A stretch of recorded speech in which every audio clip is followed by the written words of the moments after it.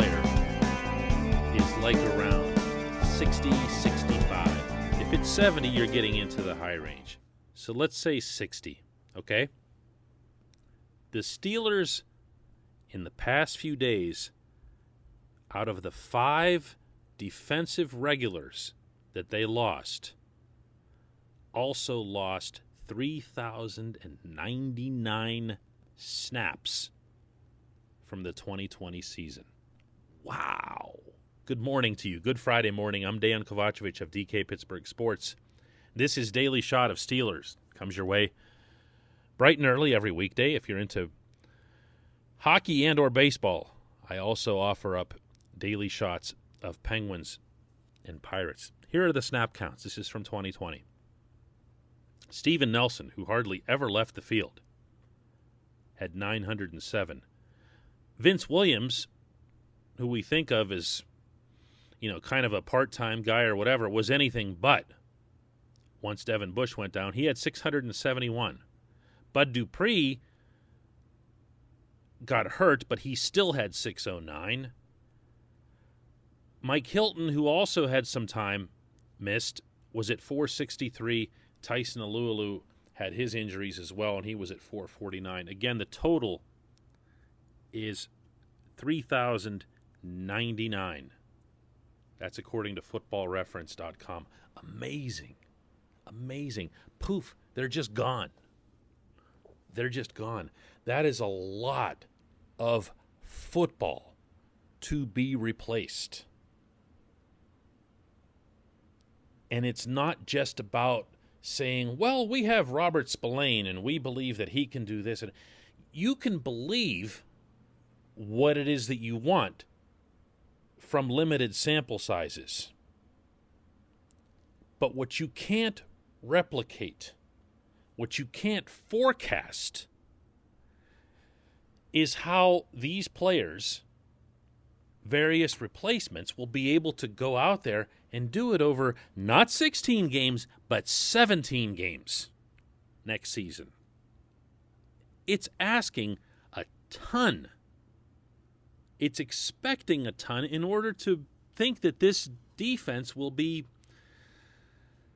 I don't know. I don't know what to think of it. And I say that in either direction. And here's why. If you look at the whole group, the starting 11, or the projected starting 11, obviously you're going to have Devin Bush back, and I'm never going to underplay that. So Devin Bush being gone last year was a loss, maybe more than people will realize because the rest of the group was really just so good. But you will have Devin Bush back. And you'll also have almost all of your other principal playmakers.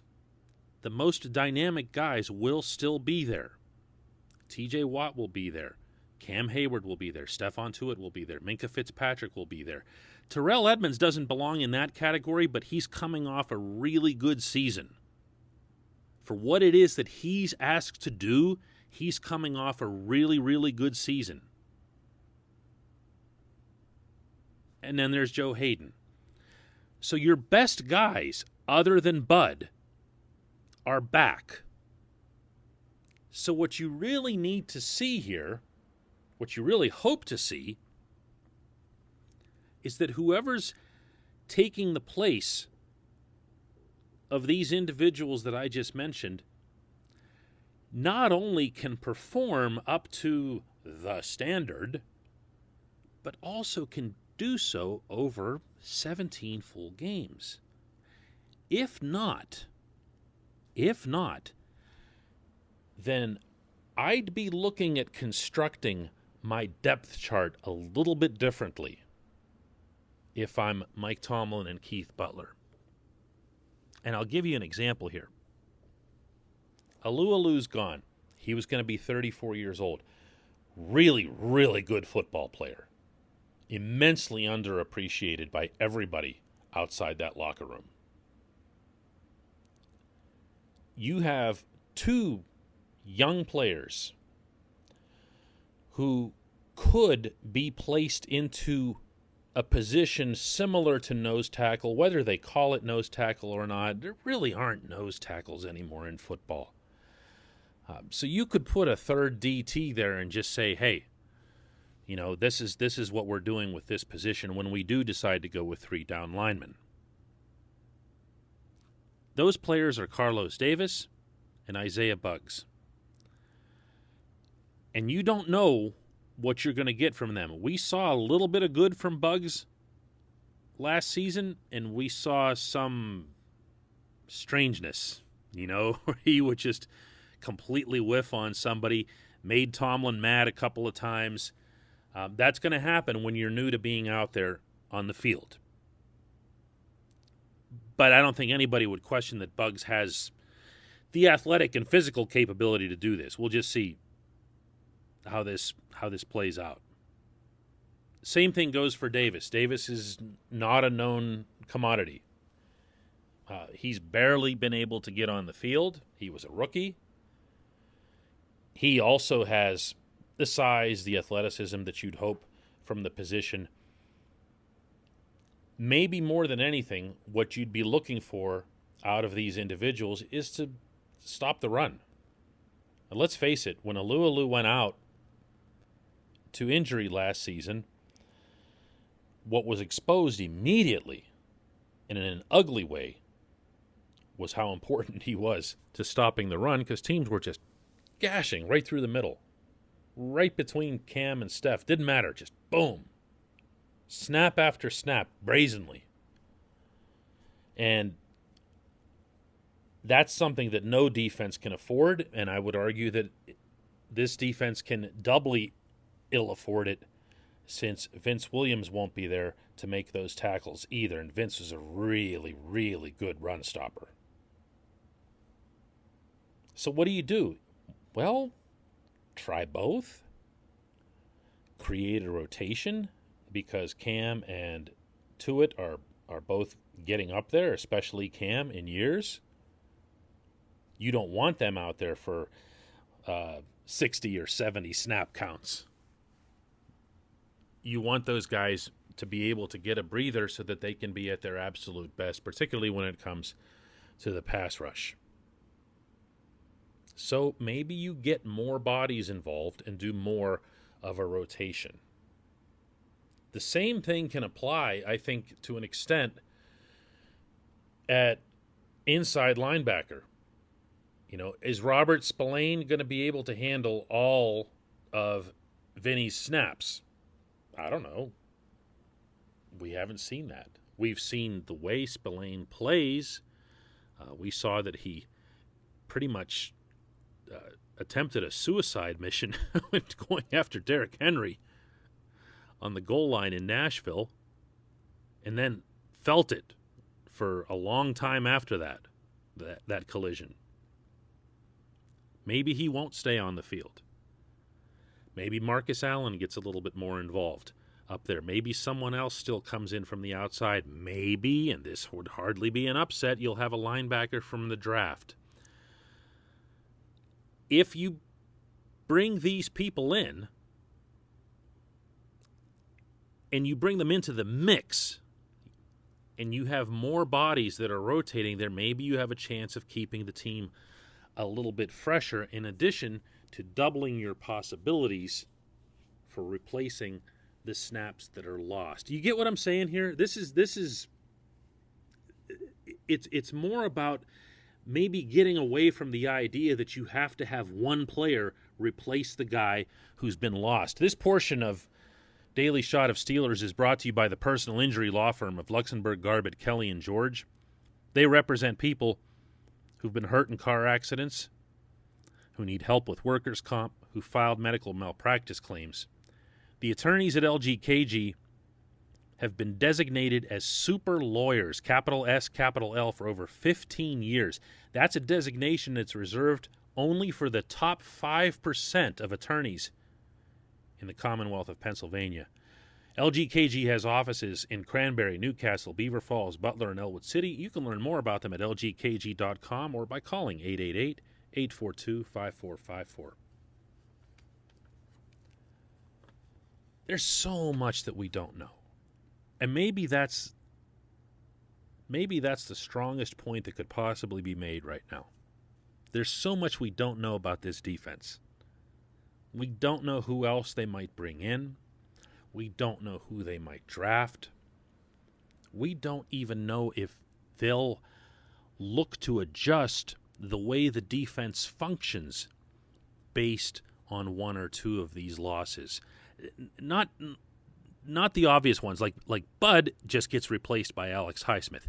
Steven Nelson, in all likelihood, is going to get replaced by Justin Lane. But I'm thinking more about the interior, the secondary, and Mike Hilton. Hilton is difficult to replace in the literal sense. He does unusual things.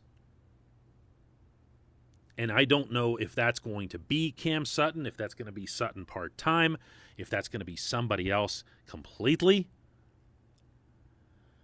But one way or another, I think getting more bodies, more involvement preserves not only your chances of avoiding another one of those December fades, the way we've now seen 3 years in a row, but it also doubles your chances of having someone else emerge. Someone else can take that mantle and be that guy who replaces Vince Williams, replaces Tyson. When we come back, just one question.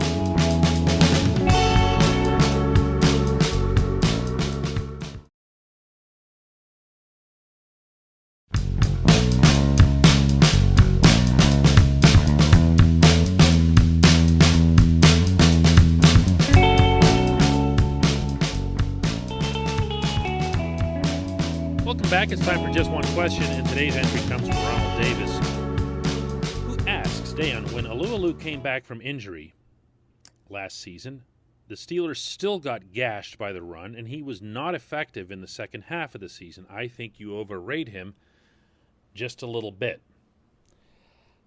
We aren't going to agree on this, Ron. When Alualu came back, the run defense immediately settled. I could sit here and go through all kinds of data to support that, but I also just saw it happen, you know. I'm not sure if your memory is influenced by how generally bad things went later on in the season, or because the Steelers later faced better rushing teams, including Cleveland. And if you're talking about Nick Chubb gashing your run defense, you're talking about a player who literally does that to everyone. And there's no shame in giving up some rushing yards to one of the top 2 or 3 backs in the entire league. Yeah, the Steelers have shut down great backs, and this defense has done that. The defense, they held their own against Derrick Henry. They held their own in the past against Chubb, but not everything's always going to go well when you're facing guys of that caliber. And Chubb was able to get his yards, as was Kareem Hunt. I wouldn't look at that and say that's an Alualu thing. I think this was a terrific player, and I think that this was somebody that the Steelers really needed to hang on to. For what it's worth, it sure sounds like the Steelers thought that too, and then he was gone. And I've heard and read the stuff about how he's got this and that, he's tied to Jacksonville and whatever else. I'm sorry, there's always a way. There's always a way. The other thing about Alualu that I feel would be fair to add here is that the respect that he got and deserved from the other members of the defensive line, not just for what he was able to do on the field, not just for the fact that he was able to transition into the Steelers' version of a nose tackle, just like with the snap of a finger, doing it in one training camp, but also that they really, really appreciated his super serious business-like attitude. And I know when I talk about this stuff, sometimes it it can sound like material that's, worthy of eye rolling. Oh boy, here we go again. The players like their teammate. Hey, thanks for that information. But when you're in there, and I'm in there talking to these guys in normal times, I do try to share with you what the perspective is from those people on the inside. I'm not on the inside, but I'm allowed in, and I speak with them and communicate with them, and I see how they interact with each other. And Alu was like that quiet rock type that everyone, the emotional guys and whatever else, could just kind of look at him and find their equilibrium. And that does help a defense or a team in any sport establish consistency. And I think anybody who's participated or coached or whatever in sports knows exactly what I'm talking about here. You do need that one guy who's just super cool. And that was definitely him. And Ron, to swing back to the stuff that I was talking about in the opening segment here, this is part of what I mean when I underscore the losses. It's not to overrate, to use your term, or to make them sound like they were the greatest thing in the world, or that there's no one out there better, or that they can't be replaced, or anything like that. I'm emphasizing what makes it challenging. Yes, both of those things can be true. It's not going to be easy to replace Alu. It's not going to be easy to replace Vince Williams or Steven Nelson, Mike Hilton. Certainly not Bud Dupree, even if Highsmith is at his best. That's all. It's not about, trying to make it sound like it's the end of the world. I think it's just at least an attempt to put things into proper perspective. Thanks for the question.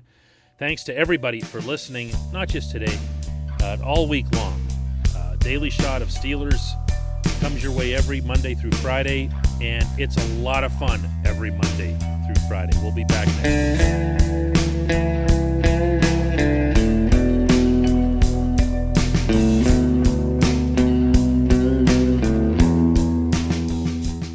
program empowers qualified students to work in full-time, paid positions with their corporate partners while earning college credits. Visit pointpark.edu/works to learn more. Career ready. That's the point. Point Park University.